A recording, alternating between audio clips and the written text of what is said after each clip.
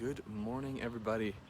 Again, my name is Ethan Shapiro. I am the climate change realtor, founder and manager of the most innovative real estate corporation ever conceptualized, here for the May 8th vlog. Happy Saturday. It is just awesome springtime in Boulder. Unfortunately, my friend Mr. Duck decided to leave just as I'm starting the live video. Otherwise, he would have said hello. Hope everyone had a fantastic week. And we begin the vlog. So, of course, we always get started with accountability. And if you guys recall from last week, I mentioned I was going to do 300 contacts this week, which in retrospect was a very silly response by me. I don't know if I'm backwards today. Facebook decided to change their settings this week, so like I might be like inverted this week. But so I'm at 72 contacts right now for this week. I'm gonna go out and probably finish the week up at 100. Yeah, so in retrospect, me pushing myself really hard last week and literally fainting from dehydration, my response was, oh, I'm gonna push myself even harder this week, which is just silly, but I said it anyways, and you know, I always try to hold myself accountable to what I say I'm gonna do. And again, let me remind you guys, the idea is to get my database, which is people I'm systematically communicating with in the city of Boulder, to 3,000, which could projectively get me to a $600,000 donation. So that's why I do all this crazy stuff, and that's why I'm always prospecting, and that's why I'm always trying to build my business. The way I see my business, most real estate agents are looking for GCI, which is a gross commission income, which is like how much money they're getting into their pocket. That is how I do my calculations, but from there, I then slice that in half. So as I like to think about it in donations, because that's kind of what drives me more than just deriving income. So yeah, we're gonna go out and hit 90 next week. We'll talk about my deficit because I need to get 90 people a week, and then about 70% of the people will actually be willing to keep getting my letters, where 30% will reach out to me and be like, yo dude, stop sending me letters.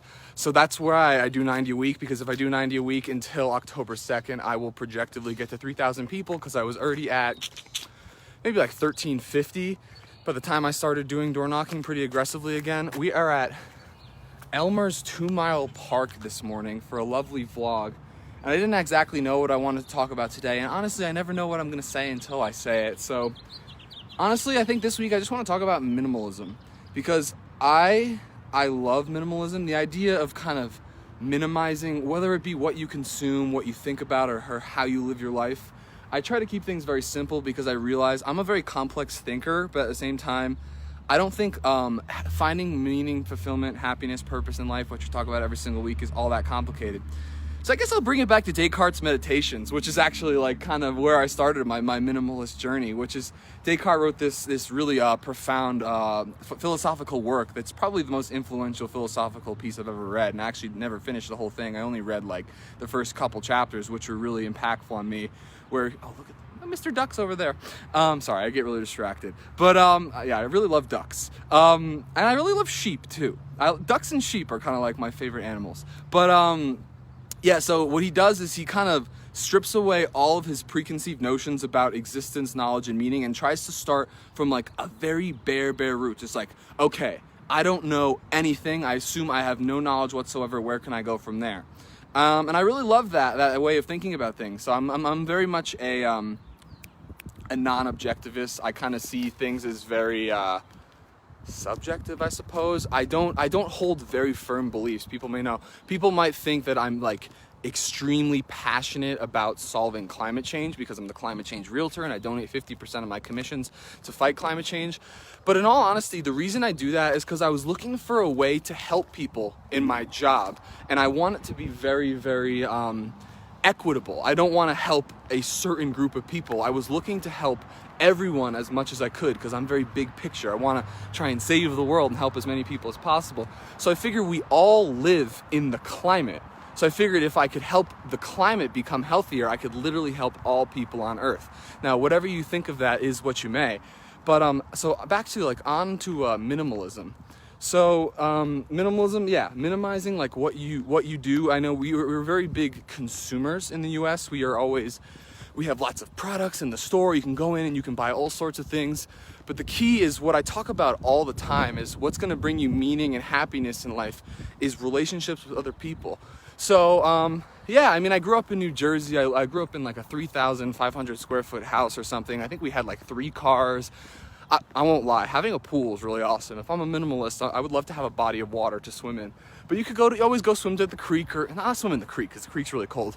But you could always go to the reservoir or find some other place to swim. But I'm not gonna lie, I am a minimalist, but I probably would want to have like a swimming pool because swimming pools are pretty awesome. But again, so we're always consuming content in our lives. We're watching YouTube videos. We're getting told how we should live our lives by people who we respect, whether it be our parents or mentors or teachers or politicians are always telling us how to live our life. I try to really only consume things that I think are going to enhance my life in an overtly positive way. So where am I really going with this? I'm live, I'm just talking. But yeah, so I've been trying over the last 4 or 5 years to just strip away things that I don't think are providing like very substantial value to my life. So television, movies, video games, unhealthy foods, alcohol, other drugs. I was a big partier in high school. I would always go out with my friends, and that's kind of all we did in New Jersey, was just go and get absolutely destroyed. And so I've kind of been through that phase in my life, and I don't think it provides the value in my life. And always the most fun part of those events was always the people that I would get to see and how I would get to know everyone. Or I could see the person who I'd known for like 20 years get absolutely shit-faced, and then like we would all go like jump on trees and stuff. But what am I getting at? So we all have these desires in life, whether it be to find someone very that we love, or find like really deep meaning in our jobs. And a lot of people have these visions that they're going to make lots of money, or they're honestly not everyone. I always say that everyone has these visions of making lots of money, but maybe that was just kind of me coming from like a business background. Most people would be very obsessed with wealth building, and I still talk about wealth building and I teach wealth building, but for the purpose of being able to free up your time so you can spend time with loved ones and go out and do things. Now, when I say go out and do things, I'm not thinking about going out to like fancy clubs or going to bars or going on amazing trips. Now, travel is great, but I always talk about how it's the person that you go with that's way more enjoyable than, this is all over the place as they are sometimes, than the actual place you go to. Now, people disagree with me, but I'm just like overtly not a superficial person. I'm very focused on like spiritual connections. Like being able to provide value to humans is what makes me really, really happy. So when I'm consuming television content that's designed to just keep your attention and get you to have these glorified images of what life is supposed to be like you're supposed to be very attractive and you're supposed to go out with your friends and do all these ridiculous things, it doesn't ring true to me. What rings true to me is honestly something as simple as this. Like, I love these stupid little dandelions, like these little simple things in life that can make you feel fulfilled in the moment. Now, I know dandelions aren't people, but if you're sitting with your friends in the dandelions, life, I just don't think life's that complicated. These things that you're going after, these desires you have to achieve, whether it be the fulfilling career or the house, and you want to work your way up to buy this fancy house so you can put amazing artwork in it, or you can have lots of video games and different things. Now, listen. This is just my vlog. This is just my thoughts, literally live on a Saturday morning. I do these every single week. I'm not here to tell people that they should live their life the way I do or they should have my views.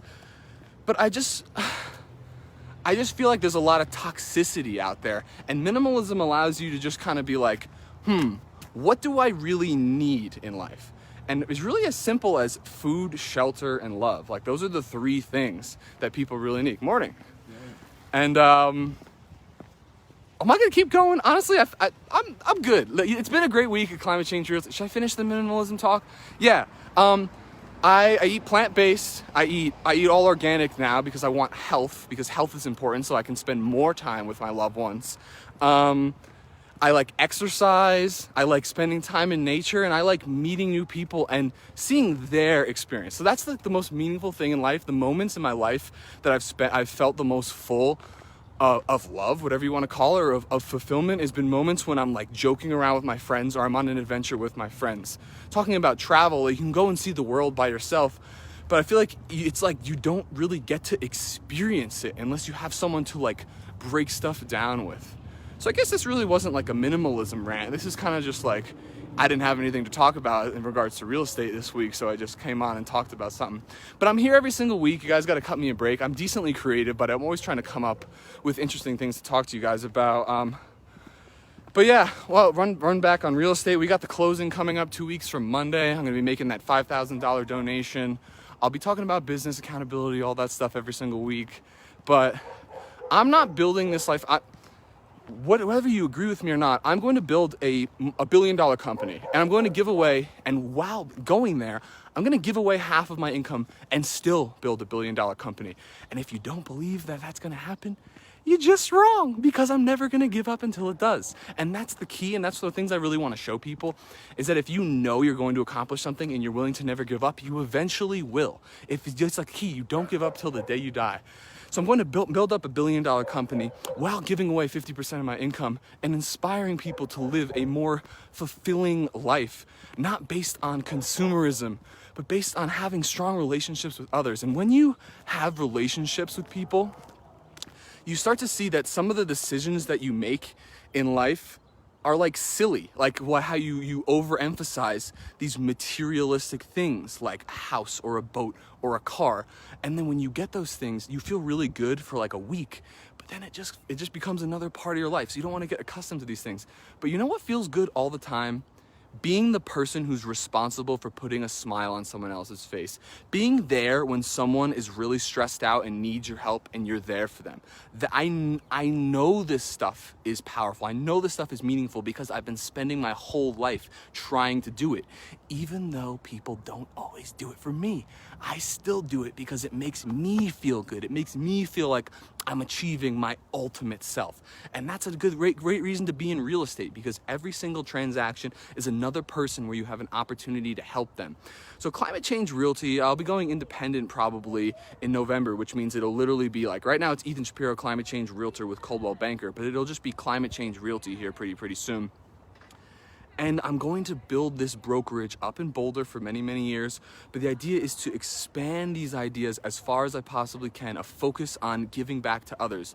Now, the way I'm doing that is by donating half of my commissions. But if someone else comes up with a more creative way to build a business that's going to help the world in a better way, I want to fund them through the extra money I make. So not only am I going to donate 50% of my commissions, I'm actually only going to personally take 5% of my commission fee for myself, and I'm going to use the other 45% to continue to grow my mission, which is creating a business-oriented solution to the most pressing challenges of our time, so that future generations can focus on the distinct challenges of their time. And you're just gonna have to keep watching every single week to see what happens. And I guarantee you what I said, I'm building a $1 billion company, helping as many people as I possibly can. I'm going to spend my life doing this. There's nothing anyone could ever say to convince me to stop me from doing that. So that's what I'll do, and I'll talk to you guys more about it next week. And it's not easy. Like I talked about getting 300 contacts this week. I got in my car, I got to the doors this week, and I was just like, oh, I really don't want to do it. I can't do it. I don't want to do it. And it's gonna happen. I'm gonna keep hitting walls. But the key is by building relationships with others, they're going to help build me up because they believe in my vision. They believe in a world that has less pressing issues to deal with in the future. And I'm going to need their help because nobody builds a $1 billion company by themselves. But it all starts with a seed of belief that I hope to plant in the hearts of other young people to start their own corporations that have these same values. So not exactly, I say this all the time, not exactly the most well-organized vlog, but I'm here every single week. And you know what? I hope everyone's having a fantastic day, staying happy, staying positive, staying frosty. Again, this was Ethan Shapiro, and I love you all, in case you forgot. Even if you don't like me, I still love you anyways. So take it easy, everyone. See you next week. Peace out, y'all. Hopefully we can get some ducks next week on the video. Peace out.